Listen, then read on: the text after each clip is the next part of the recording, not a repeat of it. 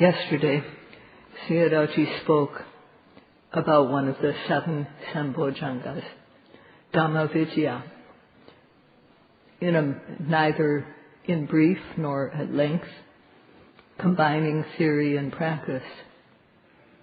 Today, in order, he will come to speak about the next Viriya Sambojjhanga. Viriya is a Pali word, and the translations in English, usually effort or trying, to try hard. And the literal meaning of Viriya is very interesting. It's made up of the word vira plus iriya. That makes Viriya. And vira is a word for hero, a brave person, a courageous one. And the word Viriya means what a brave person does, or their acts, their task. In the world, when there's fighting going on between one side and another, there are heroes who emerge at the time of this fighting. Heroes are needed, and so too, when one battles the inner enemies within one's being, the enemy called kilesas, when one battles these, to the extent one's viriya is good, one can be called a hero. So, worse than the outer enemies that take the form of beings, the inner enemies are far worse, because the outer enemies, we only meet them occasionally and we can see them from afar, and they can only kill us once. But the inner enemies cause us to lose our virtue, to lose our morality, to lose our reputation, our dignity, and cause us to lose our life time and again. So one has to have courage when facing the inner enemy. One can't have any regard for life or limb, and such a person is called vira, a hero.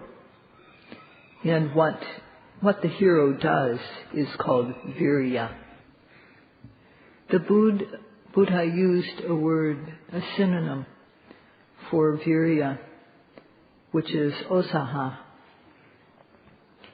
And this quality is described as when one encounters something, some difficulty, when one is engaged in work that is pure and clean and to one's own benefit.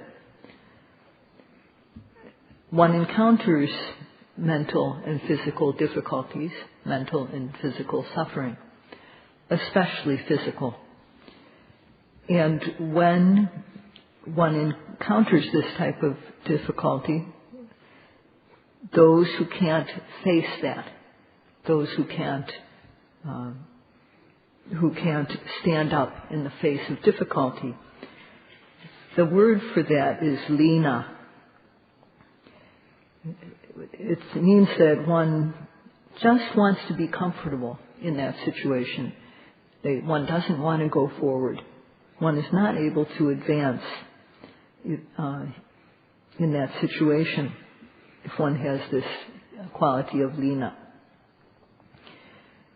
So when we are working for our own true benefit, we can't just try to be comfortable. We can't just take it easy. We have to make sacrifices and we have to work wholeheartedly. So in that case, we have to endure the mental and physical difficulties that arise in the case of doing this task. And for one who can reflect well about this, then then one is intimate with Viriya. When dukkha arises, one needs to be able to endure it. When suffering arises, to endure and be patient. And this quality becomes apparent when one is doing this pure and clean work. So one understands that a courageous person is one who endures difficulty. When we see someone who's engaged in pure and clean work, and despite encountering difficulties, continues in doing that work, continues applying an effort in making this effort, that type of person is called heroic. That type of person is recognized as heroic because of this, what they do. And when one applies effort and overcomes the difficulty, then joy arises, piti, there's satisfaction. Here in the practice, one has to work wholeheartedly. One has to sacrifice. One can't just expect to be comfortable. It's good, so some countries of the world are very advanced technologically. And in such countries, people no longer rely on their own physical strength and mental strength even to do things. So what happens is that people's capacity to apply energy, to apply their own individual effort, weakens because of this. So when we're in a situation where effort needs to be applied,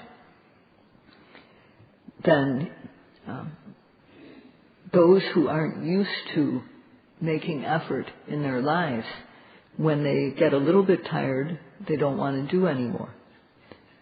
So although it is good to be advanced technologically, but what happens is that one's own individual capabilities can become weakened. When we are doing the work that can make us truly human, with human mentality and better than average human knowledge, this is work that only can be done by our own effort. And when we are engaged in this, to the extent that there is courage, one must also be able to endure. So with courage, while doing courageous work, one has to endure. And this ability to endure, this endurance, patience, is called osaha in Pali. Everyone has the duty to develop the ability that is sure to bring to oneself one's own civilization. It brings to oneself one's own civilized behavior. And in doing so, one also contributes to helping the world. So everyone has a duty to develop this ability. And if one is engaged in this type of work, then it's sure that one is going to meet up with difficulties. So one needs to nurture this courageous mind, the courageous attitude that says, when I meet up with a difficulty, I'm going to face it. So that the courage of a hero must be nurtured. And when I meet with suffering, I'll bear it. I'll endure it. To do this is not worthless. It is valuable. When one meets up with an obstacle and overcomes it, one becomes very satisfied. And to the extent that one knows that this determined courage is beneficial, one works to make it more and more. And this is called Dhamma Viriya in Pali. This Dhamma means firm, and Viriya means courage. So this Viriya has momentum, it has power, and it translates, I think, best as determined effort. So to get to this place, to get to this point, what do yogis need to do? Today's Sayadaw will explain this. The nature of Viriya is that it has 3 levels. The first is called Arambadhatu. That means the initial effort that we make, the starting effort. Second is Nekkamadhatu. That means increasing our effort a notch so as to overcome laziness. And third is Parekkamadhatu. That means the effort that advances stage by stage until one reaches one's goal. Humans should have a goal. Whether it's in getting an education or in getting things, making a living, or for our health, we may have a goal that we want to reach, or some people have goals in social ways, and especially one should have the goal to become a true human being with a humane heart, humane knowledge, humane mentality, and with knowledge that is special human knowledge. This type of goal is even more needed. It shouldn't be just an experiment. This becoming a true human with a humane heart and better than average human knowledge, without fail, it should be a goal of ours. Sometimes people gain an education, but they may not be moral, or they may,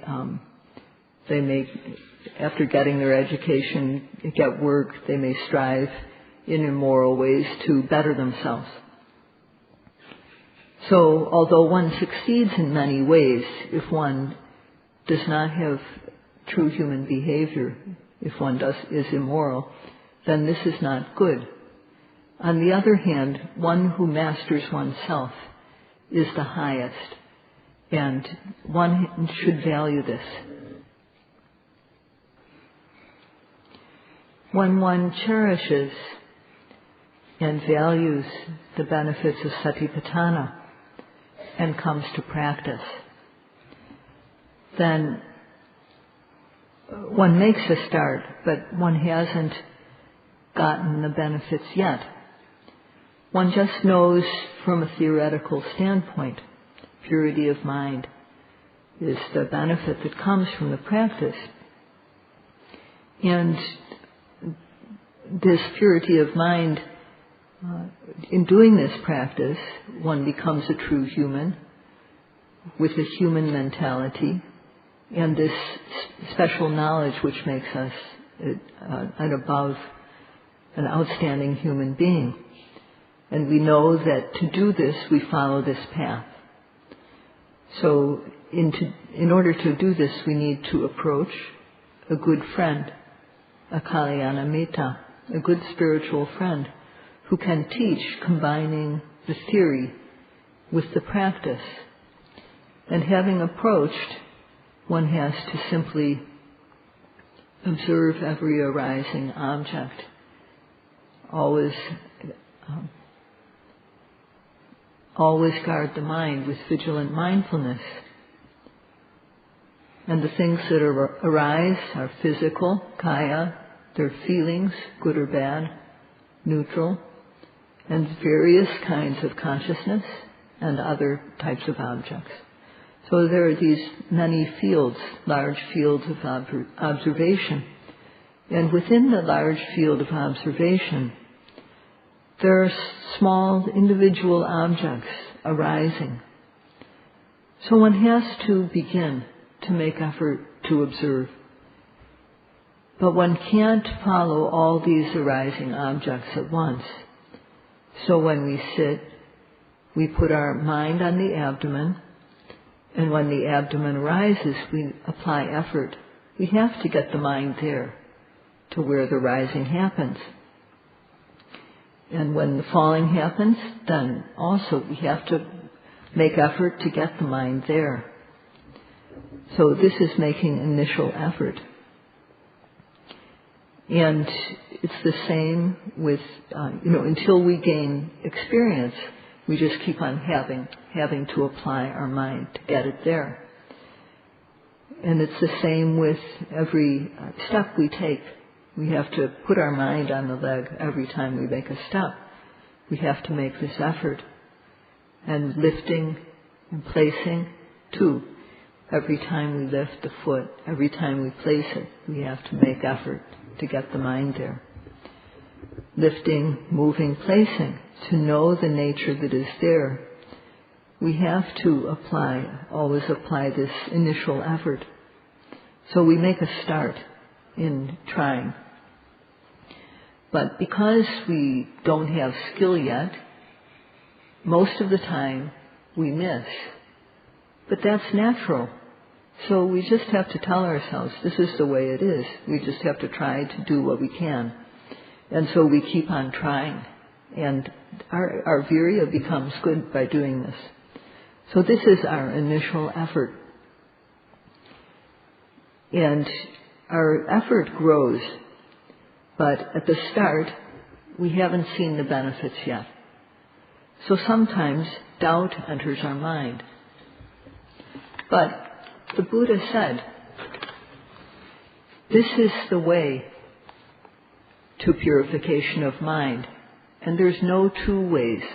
This is the one way to this purification of mind. In our initial work,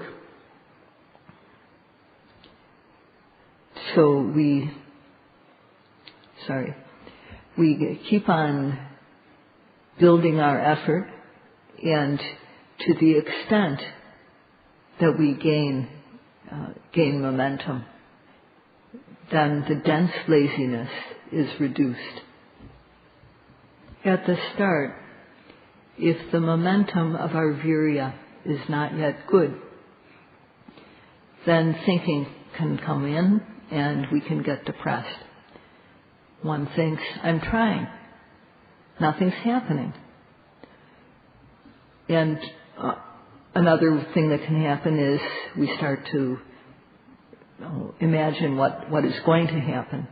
We think about the future. And then our effort drops. And one becomes unable to go forward. One gets afraid.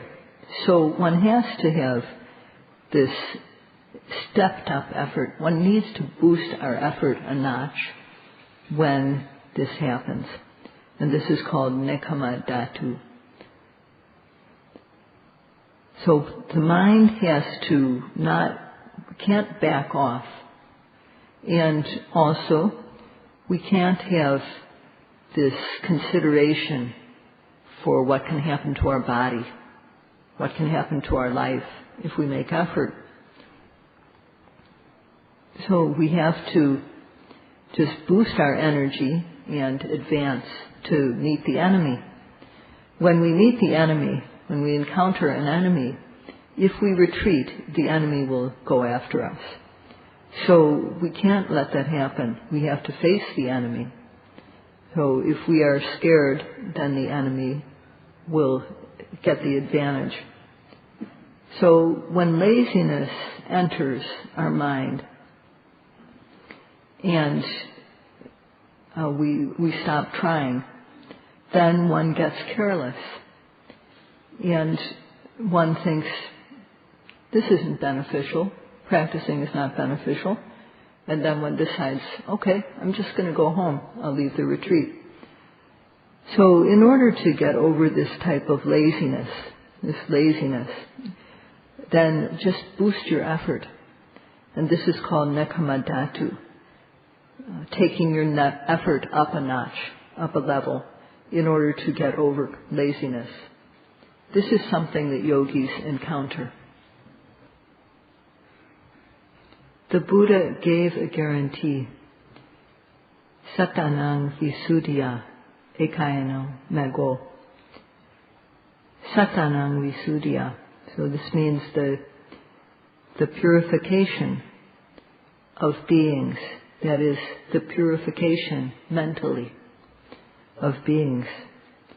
This is the sure way to achieve this purification. The sure way is steadfast observation of the four kinds of objects: kaya, vedana, chitta, dhamma, matter, feeling, consciousness, and dhammas. If one translates this as this ekayano mago as the one and only way, the one way, Westerners tend not to like this. However, this is what was said over 2,500 years ago by the Buddha. If we include this, then sometimes people even get up and leave the retreat. This is the sure way to mental purity, and it ends the violence that occurs, the transgression that occurs because of mental defilements. If one transgresses, this is like picking up feces and becoming dirty with it. So there's mental dirt, the defilements that arise in the mind, and then there's actions that occur as a result of this mental defilement. To clean this, to purify this, just consider how good this benefit is. We are practicing to get this benefit. And when one applies effort to observe the arising object stage by stage and comes to develop knowledge, when one's effort becomes strong enough, when one's mind becomes clean enough, then one starts to see. One discerns, distinguishes between nama and rupa, mind and matter. One sees how mind and matter are related as cause and effect. And one sees how this mind and matter, which are related as cause and effect, are not permanent. They are unsatisfactory, and they have no inherent self. This is the start of Vipassana knowledge. So when our mind is clean, this is the knowledge that we can develop. And if one continues from that point, then one comes to see the very fast, fleeting arising and passing away of phenomena, how the old is continually being replaced by the new, one after another. So if one reaches this stage, then one won't back up, because one's effort, this is the stage where Viriya has gone up another level, and it has reached a stage where it advances stage by stage until one reaches the goal. So this is the third stage of effort. Whether we're working to get an education or whether we're working to make a living, there are always these three levels of Viriya involved. And in this work of becoming a true human, with a humane heart, humane mentality, and special human knowledge, these three levels of Viriya are even more important.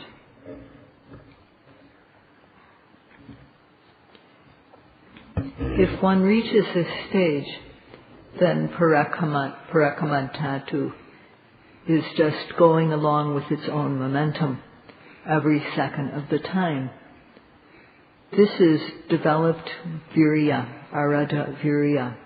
This is where the first and second stages are the initial effort and the boosted up effort. These types of effort have gained momentum.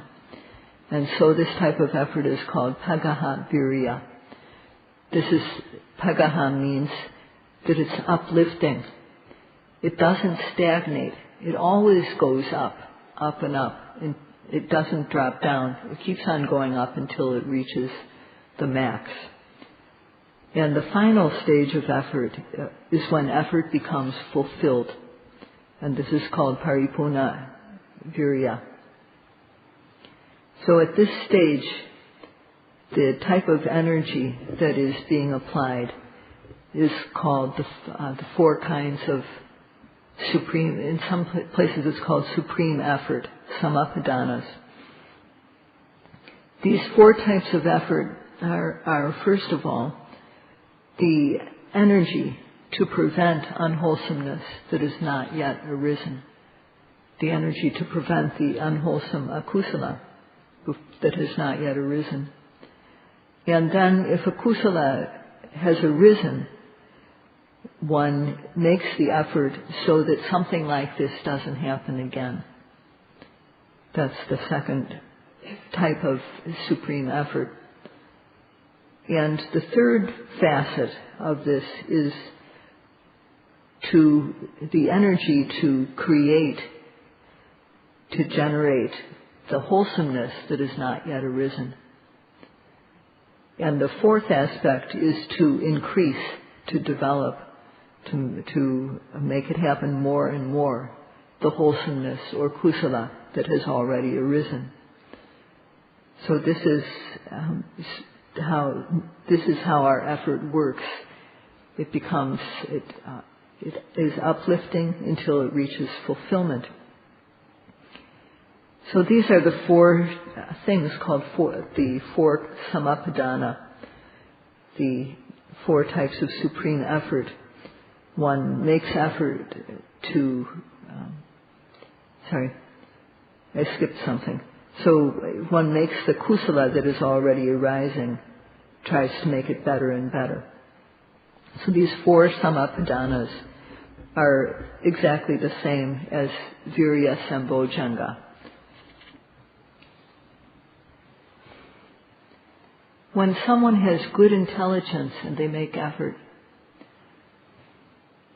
and they're respectful, meticulous, and work without taking breaks, within 1 week they can reach this stage. If one is intelligent and making effort and hasn't reached this stage within 1 week, then there's something missing, such as not respectful work, not working meticulously, not working continuously. For some yogis, they practiced different methods before, and they are attached to these methods. So for some yogis who are in that situation, they say things like, everything is really clear. I know everything that is happening. But if you ask them, okay, what do you know? They cannot reply. This shows that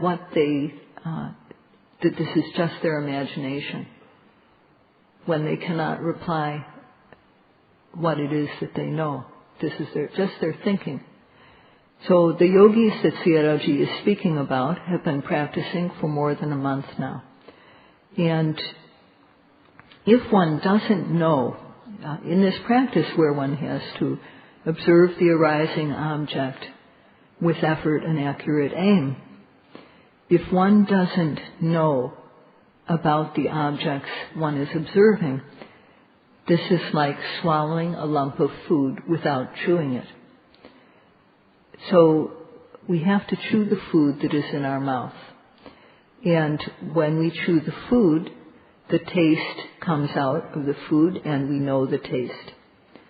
So in practice too, in the objects, in the things that arise in our being, there are many types of true nature to be found.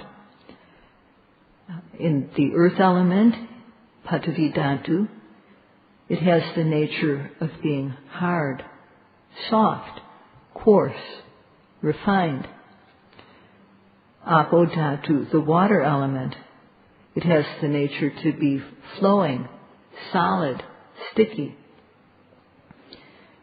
The element of temperature, tejo dhatu, has the nature to be hot, warm, cold, also light, lightness. And the air element, vayo dhatu, has the true nature of being stiff or tight or tense.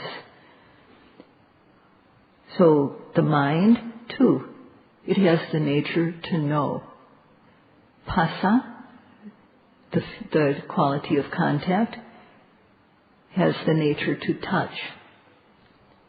Vedana, or feeling, has the nature to feel. So these are all like flavors that can be found in food. They are really there. So another word for these is sarasa. Sabhava is the first word, natural characteristic, and they are also called sarasa, the individual flavor of the Dhamma which is really there.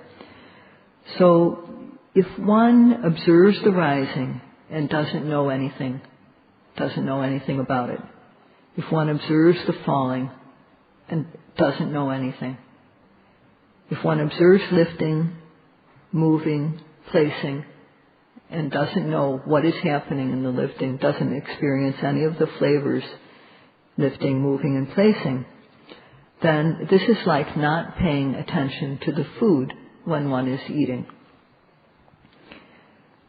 So, if one makes the effort to observe, to apply accurate aim, and to apply effort to observe, then every time one observes the arising object in this way, one will know. And when one knows, one will be able to say what it is that one knew. So yogis who are not able to say anything when they are asked what do they know about the rising, what do they know about the falling, or whatever object they observed, the yogis who say the same thing every day, what these yogis need to do is just to try to apply effort according to the instructions to observe the arising object with ardent effort and accurate aim. If what the yogi, then the yogis are guaranteed to, if they follow the instructions, this method is guaranteed. If what the yogi does is something different than the instructions, then there's no way we can guarantee. So Sayadawji asks, please use the gift that he is giving you. A gift is given so that you will use it. And if you use it, then the one who gives it will be happy. And it will be worthwhile to have given this gift. That's all for today. Sadhu, sadhu.